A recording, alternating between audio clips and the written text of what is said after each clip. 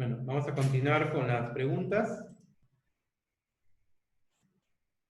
Pregunta número 11. ¿Cuál es la característica de la amilasa con respecto a la pancreatitis aguda? Bueno, esta es una pregunta en la cual vamos a ver siempre cómo se movilizan las enzimas pancreáticas en este cuadro, que es muy conocido, que siempre viene a la emergencia, pacientes con pancreatitis aguda, ¿no? Se eleva entre las 2 a 12 primeras horas, permanece elevado hasta el 10º día, es un signo característico, su magnitud determina el pronóstico y solo se eleva en esta patología. Bueno, la respuesta es las 2 a 12 primeras horas.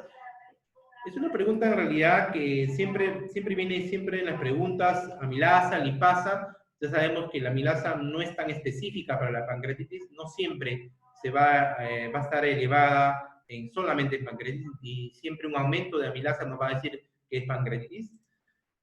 Antes de hablar de la curva enzimática, me pareció muy adecuado traer este cuadro, esta imagen en la cual nos dice, y es de la Sociedad de Radiología Española, en la cual nos dice cuándo un paciente con sospecha de pancreatitis grave, ¿no? Entonces, en el año 2012 se reunieron en Atlanta. Vamos a poner acá para poder, a ver, un poco más grande. Vamos, listo. Entonces, recordar siempre estos criterios de Atlanta, salieron en el 2012, ¿no? Que siempre tienen que cumplir 2 de esos 3 criterios. Paciente con dolor abdominal típico, ya sea un dolor epigástrico, el paciente de semiología que se va, pues, paciente, un dolor que se va, como se dice, en banda, que se va para la parte de la zona lumbar, en ocasiones enredados a flancos. El segundo criterio es una elevación tanto de la amilasa lipasa por encima, siempre de 3 veces el límite superior. Esto es importante, 3 veces el límite superior, porque si no, no vamos a poder ver eso de ahí. Y una prueba de imagen compatible. Esto es importante y quizás es uno de lo que viene a ser siempre un poco debatible un poco, y quizás es el cuadro que siempre, por eso la Sociedad Española de Radiología lo puso, ¿no? Porque a veces dicen, siempre se debe pedir una imagen a una pancreatitis, y ahí tenemos opiniones divididas, ¿no? Porque a veces dicen que no es necesario pedir una imagen, pero yo soy de los que sí creen que es necesario pedir una imagen, no una tomografía de frente, pero sí a lo menos una ecografía, y sobre todo para descartar y ver la causa, si es o no la pancreatitis una causa de origen biliar. Entonces, sobre todo una ecografía biliar, una ecografía abdominal, perdón, para ver la causa, si vamos a ver si tenemos ahí el paciente con su colelitiasis. Entonces, no se olviden estos 3 criterios, que son criterios de Atlanta. Vamos a ver así lo que nos interesa en la pregunta, la amilasa, como vemos acá. La amilasa se incrementa a las 3 y 6 horas, y el pico es entre las 20 y 30 horas, y se normaliza generalmente a los 3 días. En este cuadro que estamos viendo acá, la amilasa es acá las líneas que están de verde, como vemos ahí, ¿no? A las 3 y 6 horas se está elevando, y el pico promedio 24 horas, para que se aprendan de memoria. A las 24 horas ya está el pico de la amilasa, y casi a los 3 días ya se está normalizando la amilasa. Pero la lipasa casi es igual a las 3 y 6 horas, y el pico también es, como ven acá, con la línea roja que están acá, es también a las 24 horas, pero va a normalizarse a los 14 días casi. O sea, es un paciente que a las 2 semanas todavía recién va a tener normal su lipasa. Y como ven ahí, la especificidad de la lipasa es 96%. ¿Ya? Entonces, es algo muy importante. La lipasa es más específica. Ahora, obviamente, si tú vas a tomar, ven acá dice productor, acá dice sensibilidad también, 91% de la amilasa, claro, pero es en las primeras 24 horas. ¿Te cuenta? ¿Por qué? Porque obviamente las 24 horas es casi igual, vean acá el pico. En las primeras 24 horas, la amilasa y la lipasa sí va por ahí, pero después ya no. Entonces uno tiene que ver muy bien. Pero, algo importante, el valor de la amilasa no me indica severidad, y eso es algo importante, porque a veces en la emergencia, sobre todo, y a veces en hospitalización, se asustan, a veces han venido internos o residentes, doctor, tiene una amilasa en 1000, 3000, y a veces se preocupan porque piensan que puede ser una pancreatitis necrotizante, o quizás piensan que necesitamos poner antibióticos a la pancreatitis, o quizás llamar inclusive al cirujano para que pueda operar una pancreatitis, cuando no, la pancreatitis, raras excepciones, se va a operar. Entonces, no siempre el valor de la amilasa no me va a relacionar. Lo que sí, si tú ves que una amilasa se prolonga mayormente más de 7 a 10 días, que no debería estar aumentada, puede que me esté sospechando que este paciente tenga una necrosis o un pseudoquiste. Y ahí sí ya son otras conductas terapéuticas. Entonces, siempre recordar esto de acá, porque es una pregunta muy clásica, siempre van a haber, no hay examen de residentado, examen de internado, o examen del MIR, o lo que sea, que no pregunten pancreatitis. Es un tema que siempre, ahí porque siempre no hay guardia en la emergencia que no veas un caso de pancreatitis. Pregunta decimosegunda, ¿cuál es la articulación más afectada en una artritis infecciosa? Bueno, la artritis infecciosa, sobre todo la artritis gonocócica, como vamos a ver, siempre está afectada la rodilla, ¿no? La respuesta rodilla.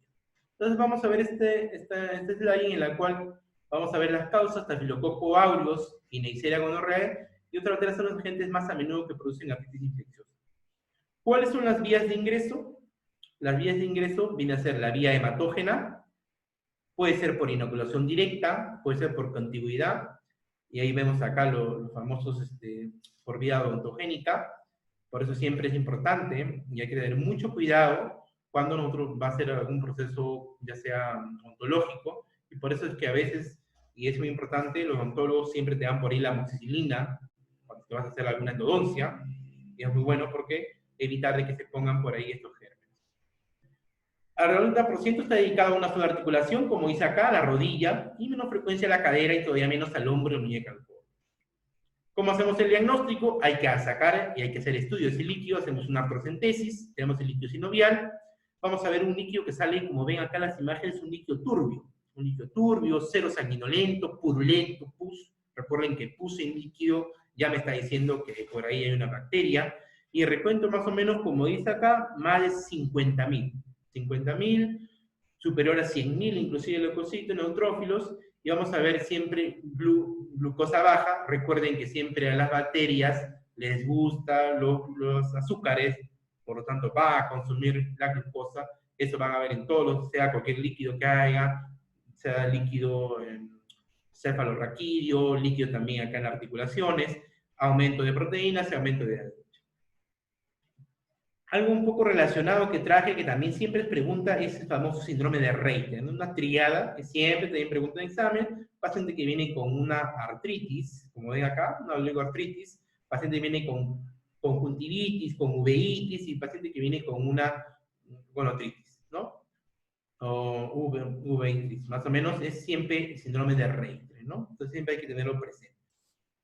El cuadro clínico siempre es diferente porque acá fundamentalmente está el gonococo y hay que diferenciar. Clínicamente podemos diferenciar si es una artritis gonocócica o gonococo.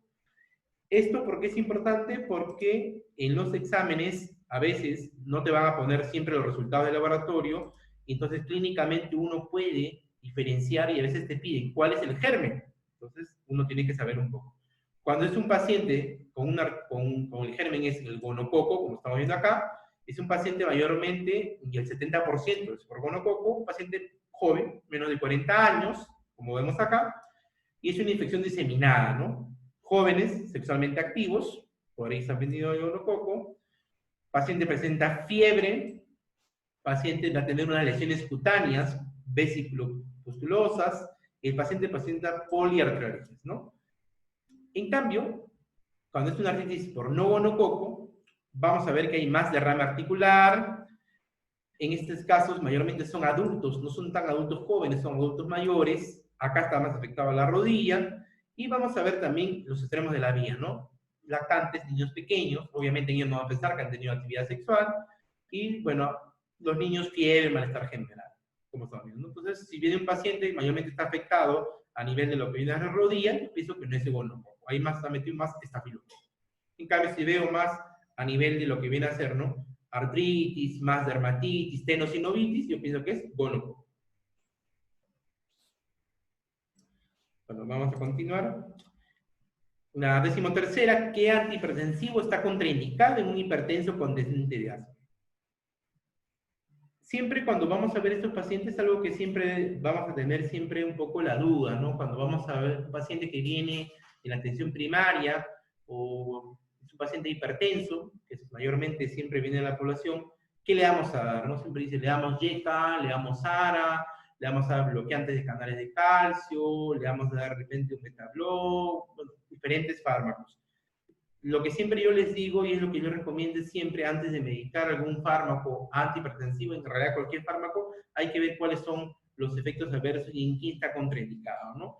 Entonces, en pacientes asmáticos no le puedo dar atenolol. Vamos a ver este cuadro y el cual creo que vamos a dilucidar mucho mejor. Entonces, acá como están viendo, vamos a poner el puntero, en el cual tenemos acá las clases, ¿no? Los antagonistas alfa-1, tenemos acá la terazocina, por ejemplo, y los bloqueadores receptores y cuáles son los efectos. Y acá, los beta bloqueadores como el propanolol, el atenolol, el metoprolol, bloquean los receptores beta postsinápticos, pero acá vemos, los efectos son disturbios cardiovasculares, hipotensión, con sueño, la sedación y el asma.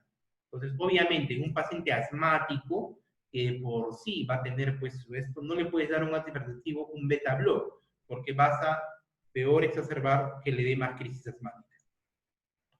Tenemos el bloqueante de canal de calcio, acá tenemos el nifedipino, acá tenemos el alodipino, y esto es algo importante, ¿no? Recalcar, en un paciente ya adulto mayor, que de por sí ya tiene un cierto grado de disfunción renal, no se recomienda dar yecas. Igual los ARAS, no dar pues captopril, no dar los sartán, sobre todo si tiene más de 65 a 70 años. Es mejor darle estos bloqueantes de canal de calcio, darle anodipino, nifedipino. Lo malo que el anodipino, como vemos acá, presenta mucho edema periférico. Paciente que te va a venir a la emergencia, que tú le cambiaste el captopril y le das pues el anodipino y dice, doctor, ¿sabe qué? Me controla la presión, me cambiaron el anodipino, pero ahora vengo con edemas. Entonces ahí viene el problema, ¿no? Entonces, le cambias a nifedipino, de 30 miligramos, cuando es liberación prolongada, o de 10 miligramos. El nifedipino va muy bien. Después tenemos pues ya los otros pacientes que ya vienen a la emergencia con una hipertensión no controlada, con urgencias hipertensivas o con crisis hipertensiva, pues le damos nitroglicerina, ¿no? Entonces, no se olviden, pacientes con asma, no le vamos a dar beta bloqueadores porque les puede dar, exacerbar sus crisis asmáticas. Bueno, continuamos, a ver. 14ª pregunta, ¿cuál es el virus causal de sarcoma de Kaposi en el paciente con VIH-Sida? Bueno, entonces recordar que esto del sarcoma de Kaposi es uno de los, bueno, en realidad es el tumor más frecuente del paciente con VIH y siempre es el tipo 8 que vamos a ver. Entonces, el sarcoma de Kaposi es uno de los tumores más frecuentes en el paciente que va a presentar el paciente que tiene el VIH, el virus de inmunodeficiencia humana adquirida, y acá acabamos es el tipo 8, ¿no? Son pacientes en los cuales va a presentar una mancha de color rojo violáceo, como están viendo acá, ¿no? Rojo violácea, y la afectación visceral es frecuente. Esto es importante porque a veces pueden, estos pacientes que presentan el sarcoma de Kaposi, afectar la parte del árbol biliar, y a veces estos pacientes hacen ictericias colestásicas. Entonces, e inclusive, algo que hay que recalcar, cuando uno lee un poco la epidemiología del paciente con VIH, ve que el sarcoma de Kaposi se describió antes que existiera el VIH, ¿no? Porque como ven ahí, el que lo causa es el virus herpes 8, ¿ya? Por si acaso. Y obviamente los virus herpes se descubrieron mucho antes que se descubriera el VIH. Entonces, no olvidar, la infección visceral muy frecuente en el sarcoma de Kaposi.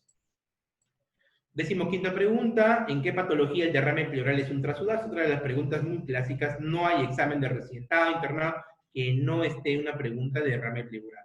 Entonces, trasudados, vamos a ver el siguiente cuadro, vamos a ver acá, bueno, la respuesta es insuficiencia cardíaca congestiva, vamos a ver para que te da mejor. Este cuadro es la fisiopatología de lo que viene a ser la formación del derrame pleural. Cuando hablemos siempre de derrame pleural, vamos a ver que hay trasudados y exudados. Bueno, y por acá hay un pie.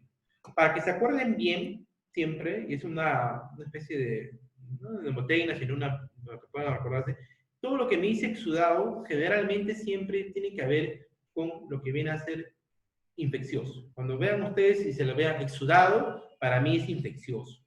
Tuberculosis, pus, por ahí me va a ir. Neumonía, como están viendo por acá, neumonía.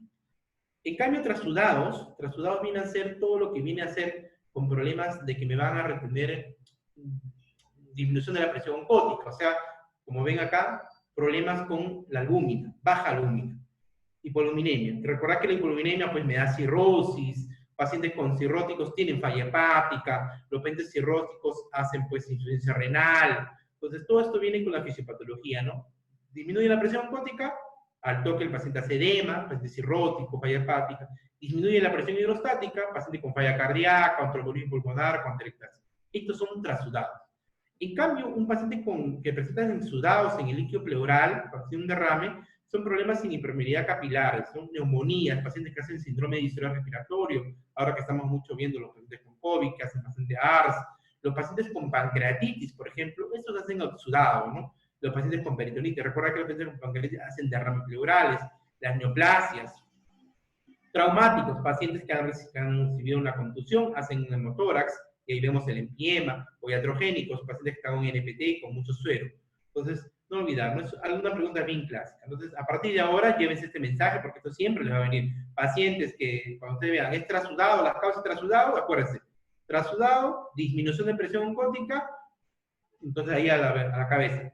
Problemas de la albúmina, hipoluminemia, cirrosis, falla hepática, falla cardíaca, trombosis pulmonar, falla renal, todo lo que son fallas.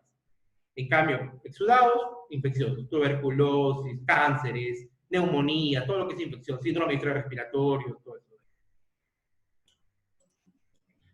Y lo otro que también viene bastante son los famosos criterios de Lai. Siempre te van a preguntar, incluso te van a poner los valores de un líquido pleural cuando le han hecho la toracocentesis. Tú tienes la proteína del líquido pleural, lo divides por proteína sérica, si es mayor a 0.5, o tienes la LDH en líquido pleural sobre el líquido sérico mayor a 0.6, o más de 2/3. Exudados, si hay uno o más positivos, y trasudados, tienen que ser todos los negativos. Cuando la sensibilidad, 98%, y la especificidad, 83%, ¿no? Y como vamos acá, esta es la famosa curva de Damazón, en el cual se ve un famoso derrame pleural, que se ve una radiografía de tórax.